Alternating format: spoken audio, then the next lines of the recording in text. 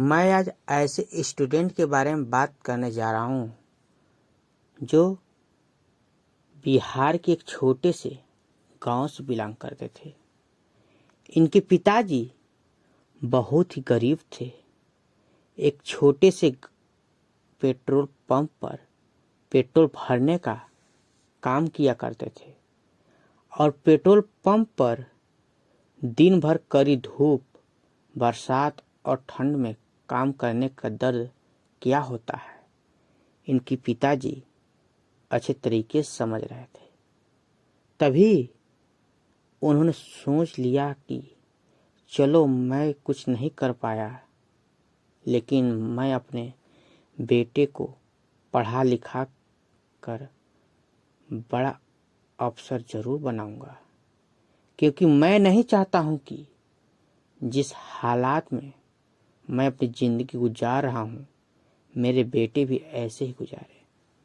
दोस्त, प्रदीप अपनी BCom complete करते ही अपने पिताजी से कहता है, पिताजी, मैं यूपीएससी की तैयारी करने के लिए दिल्ली जाना चाहता हूँ। इनके पिताजी बिना कुछ सोचे दिल्ली पढ़ाई करने के लिए हाँ कर दिया और 10-15 हज़ार रुपये देकर प्रदीप को दिल्ली यूपीएससी की तैयारी करने के लिए भेज दिया। लेकिन दोस्त, जब प्रदीप दिल्ली जाकर कोचिंग के बारे में बात करता है तो वहाँ की कोचिंग फी जानकर शौक हो जाता है। प्रदीप अपने कमरे में आकर सोचने लगता है कि यार, कोचिंग का फी इतना ज़्यादा, 1.5 लाख, मेरे पिताजी कहाँ से इतने पैसे लाएंगे। लगता है कि मैं अपने सपने को पूरा नहीं कर पाऊंगा। फिर प्रदीप अपने पिताजी को कॉल करके बताता है कि पिताजी, यहाँ तो कोचिंग का फी बहुत ज़्यादा है, मैं घर आ रहा हूँ। तब उनके पिताजी प्रदीप, बेटा, क्यों, क्या हुआ, कितना फी है? तब प्रदीप ने बोला कि पिताजी, यहाँ कोचिंग का फी 1.5 लाख है, फिर रूम रेंट, रहना, खाना पीना कहाँ से आएगा इतना पैसा?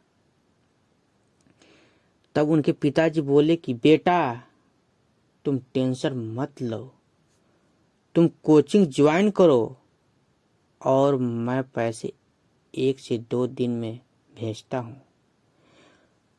प्रदीप को पता था कि पिताजी के पास इतने पैसे नहीं हैं तो कैसे भेजेंगे, लेकिन 1 से 2 दिन में इनके पिताजी ने सच में सारे कोचिंग के फी भेज दिए।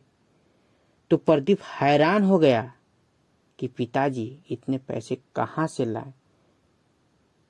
तब यह जानने का प्रयास किया और जब इसे पता चला कि मेरे पिताजी मेरे कोचिंग के फी के लिए इतना बड़ा कदम उठा लिए, उसके बाद प्रदीप की आंखों से आंसू रुकने का नाम ही नहीं ले रहा था। क्यों पता है?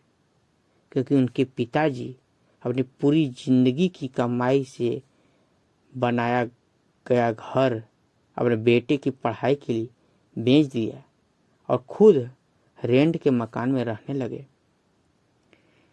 इसके बाद प्रदीप का नींद, चैन सब कुछ उड़ गया और उसी वक्त अपने आप से प्रण और कहा, जब मेरे लिए पिताजी इतना बड़ा त्याग कर सकते हैं तो मैं आज वादा करता हूं कि मैं अपनी तैयारी में कोई कमी नहीं आने दूंगा और बहुत जल्द पिताजी के लिए एक महल बनाऊंगा। फिर उसने दिल्ली के बाजीराव कोचिंग ज्वाइन करके खूब मेहनत करने लगा, क्योंकि उसके मन में सिर्फ अपने त्याग और भरोसा दिख रहा था। और वहीं उसका सबसे बड़ा मोटिवेशन बन गया। अपने पहले ही प्रयास में यूपीएससी प्री क्वालिफाई कर गया और प्री क्वालिफाई करते ही मेंस के लिए टूट पड़ा। दोस्त, प्रदीप का मेंस एग्जाम बहुत ही नज़दीक था और इसी समय इनकी माताजी बीमार पड़ गए और हॉस्पिटल में एडमिट हो गए। लेकिन प्रदीप के पिताजी अपने बेटे को भनक तक नहीं होने दिए कि माँ का तबीयत खराब है। तो जब प्रदीप मेंस एग्जाम देकर घर आया तब पता चला कि जब वो एग्जाम की तैयारी कर रहा था तो उसकी माँ हॉस्पिटल में एडमिट थी। तब प्रदीप ने अपनी माँ से कहा कि माँ, आपने हमें बताया क्यों नहीं? और पिताजी आप क्यों नहीं बताए? जब प्रदीप की माँ कहती है कि बेटा, उस दिन अगर मैं तुम्हें बता देती तो शायद तुम पढ़ाई ठीक से नहीं कर पाता, तुम्हारा सारा ध्यान इधर उधर रहता, फिर तुम और तुम्हारे सब पिताजी के सपने कैसे पूरे होते। इतना बात सुनकर प्रदीप की आंखों से आंसू आ गया।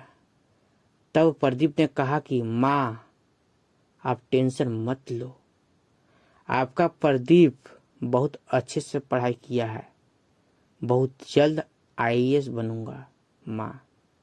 उसके बाद प्रदीप वापस दिल्ली आ गया यूपीएससी की इंटरव्यू देने और अब वक्त आता है यूपीएससी फाइनल रिजल्ट चेक करने का।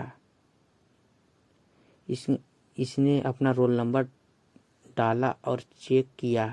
तब प्रदीप खुशी से झूम उठा, क्योंकि प्रदीप अपना पहले ही प्रयास में अपनी कड़ी मेहनत और दृढ़ संकल्प के दम पर यूपीएससी एग्जाम क्रैक कर 96 रैंक हासिल कर लिया।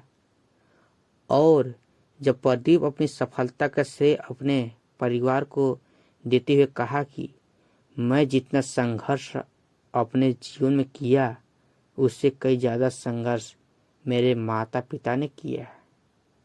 माता पिता का जज्बा हमेशा मुझसे कई ज़्यादा ऊपर था और मेरी हर मुश्किल घड़ी में मेरा साथ दिया।